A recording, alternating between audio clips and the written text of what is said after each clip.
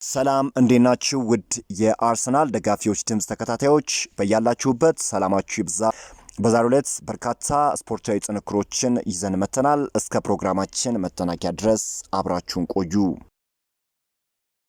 አርሰናል በሼሽኮ ዙሪያ 2 ዓመታትን ሲነጋገር ቆይቷል። አርቢ ሌዝቢጅ የጠየቁት ገንዘብ ከተከፈላቸው ቤንጃሚን ሼሽኮ በፍጥነት ይሸጣሉ ተብሏል። በተለይም ደግሞ አርቢ ሌዝቢጅ ከሻምፒዮንስ ሊግ ውጪ መሆኑን ተከትሎ ክለቡ ገንዘብ ያስፈልጓል ተብሏል። ይህንንም ደግሞ አንድሪ ቤርታ ጠንቅቆ ያውቃል። አርሰናል ታዲያ በሼሽኮ ጉዳይ ላይ ከስምምነት እንደደረሰ የሚታወቅ ጉዳይ ነው። አሁን ወደ ሲስኮ ዝውውር 2 የሳውዲ ክለቦች እንደገቡ እየተነገረ ሲሆን እነዚህ የሳውዲ ክለቦች በፍጥነት የዝውውር ጥያቄ ያቀርባሉና አርሰናል ሲስኮን ለማግኘት ከሳውዲ ክለቦች ጋር መፋለም እንዳለበት ነው እንግዲህ ሃንዶ ፎዚል እየዘገበ የሚገኘው። ፋብሪዚዮ ሮማኖ ይዞት የወጣውን መረጃም ላጋራችሁ። አርሰናል እንግዲህ በሲስኮ ጉዳይ ላይ ከአርቢ ሌዝቢጅ ጋር የሚያደርገውን ድርድር ወሳኝ ደረጃ እንደደረሰ ነው ፋብሪዚዮ ሮማኖ እየገለጸ የሚገኘው። ይህንን ዜና በማጠናከርበት ወቅት የደረሰኝን መረጃ ላጋራችሁ። እንግዲህ ቤንጃሚን ሼሽኮ ከሳውዲ ክለብ አልሂላል የቀረበለትን የዝውውር ጥያቄ ወዲያውኑ እንግዲህ ውድቅ እንዳደረገ ነው እየተነገረ የሚገኘው። ተጫዋቹ ከአርሰናል ጋር በግል ጥቅማ ጥቅም ዙሪያ ከስምምነት መድረሱ ይታወቃል። ለዚህም ነው ይህ ተጫዋች ከአልሂላል የቀረበለትን ጥያቄ ውድቅ ያደርገው። ሌዝቢጅ ይህንን ይፋ ማድረግ አይፈልግም። ነገር ግን ገንዘብ ለማግኘት ወዲያውኑ ተጫዋቹን መሸጥ እንዳለባቸውና አዲስ አሰልጣኝ ለመቀየር እየተወያዩ ሲሆን የተወሰኑ ተጫዋቾችን ለማስፈረም እቅድ ያዘጋጁም ይገኛሉ። ከቻምፒዮንስ ሊግ የሚያገኙት ገቢ ለምና ችግር ውስጥ መሆናቸውም ታውቋል።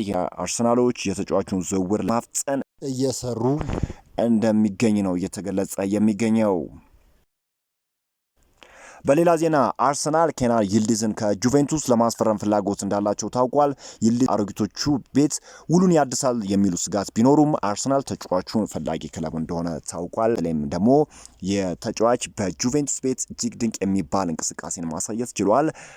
ታዲያ አርሰናሎች ይህንን ተጫዋች ለማስፈረም እንደሚሰሩ ነው እየተገለጸ የሚገኘው።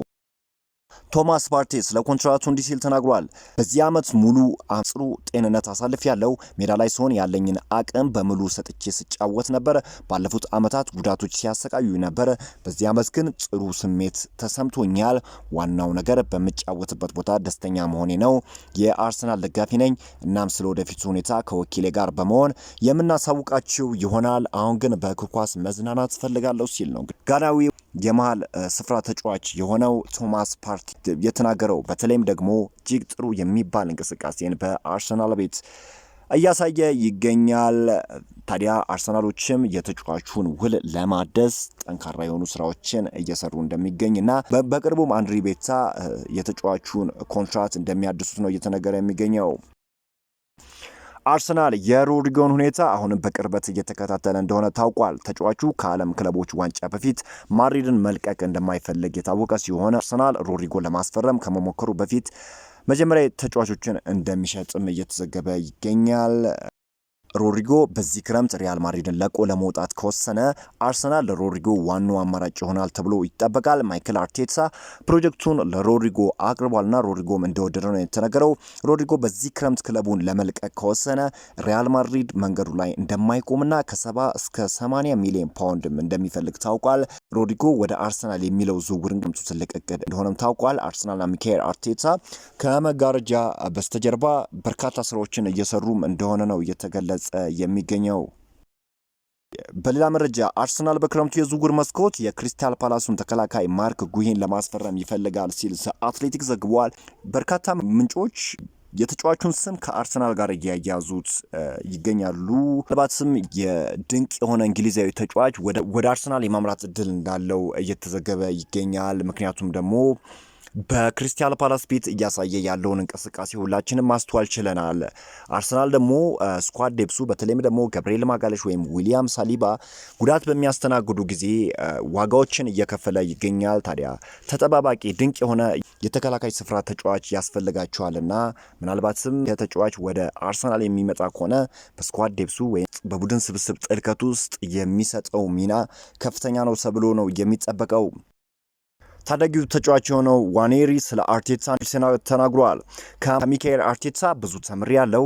ከመጀመሪያ ቀን ከተገናኘን ጊዜ አንስቶ እኔ በቴክኒክም እና በአይምሮዬ እድገት እንዳሳይ አድርጎኛል። ብዙ የመጫወቻ ደቂቃ ባይሰጠኝም እንኳን በሚካኤል አርቴታ ላይ ቅሬታ የለኝም፣ ምክንያቱም ለክለቡ የሚጠቅመውን ያውቃል። እንዲሁም ይህን ውሳኔ ለመወሰን ከባድ እንደሚሆንበት አውቃለሁ።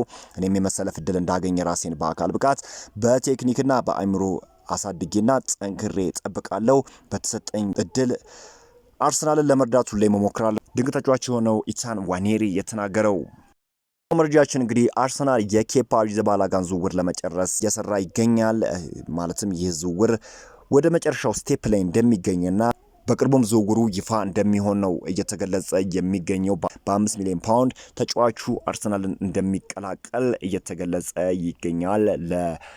ዴቪድ ራያም ጥሩ የሆነ ተጠባባቂ ይሆናል ተብሎ ነው የሚጠበቀው። ሌላኛው መረጃችን አርሰናል በሚቀጥሉት ቀናቶች ለሊሃንድሮ ትሮሳርድ አዲስ ኮንትራት እንደሚያቀርብ ተዘግቧል። አርሰናሎች ከዚህ በፊት በይፋ ነበር ያሳወቁት የተጫዋቹን ኮንትራት ለማደስ ዝግጁ መሆናቸውን። ታዲያ አርሰናሎች አሁን በሚቀጥሉት ቀናቶች ውስጥ የተጫዋቹን ኮንትራት ለማደስ ዝግጁ መሆናቸው ነው እየተገለጸ የሚገኘው። ይህንን ዜና በማጠናክርበት ወቅት የደረሰኝን የመጨረሻውን መረጃ ላጋራችሁ። ስለ ሪያል ማድሪድ በመዘገብ ተአማኝነት ያላቸው ምንጮች እንደገለጹት ከሆነ ዣቪ አሎንሶ በሚቀጥለው ዓመት የሚጠቀመውን አሰላለፍ ወስኖ እንደጨረሰና ሮድሪጎ በቋሚ አሰላለፍ ውስጥ እንደሌለ እንዲሁም አዲሱ ፈራሚ ታንቱኖ የቋሚነት ቦታ እንደሚሰጠው ተናግሯል። ሮድሪጎ ደግሞ በቋሚ የማይሰለፍ ከሆነና በቂ የመጫወቻ ደቂቃ ካልተሰጠው ክለቡን ለመልቀቅ ዝግጁ መሆኑን ከዚህ በፊት ማሳወቁ የሚታወቅ ጉዳይ ነው። ተጫዋቹ እንግዲህ ወደ አርሰናል የማምራት እድሉ እጅግ እንደሰፋ ነው ሁለት የሚወጡ መረጃዎች የሚጠቁሙት። ውድ የአርሰናል ደጋፊዎች ድምፅ ተከታታዮች በዛሬው ዕለት የነበሩት መረጃዎች እኚህን ይመስላሉ። በአዳዲስ ወሳኝ መረጃዎች በነገው ዕለት እንገናኛለን። አብራችሁን ስለቆያችሁ አመሰግናለሁ። ቻው ብያለሁ።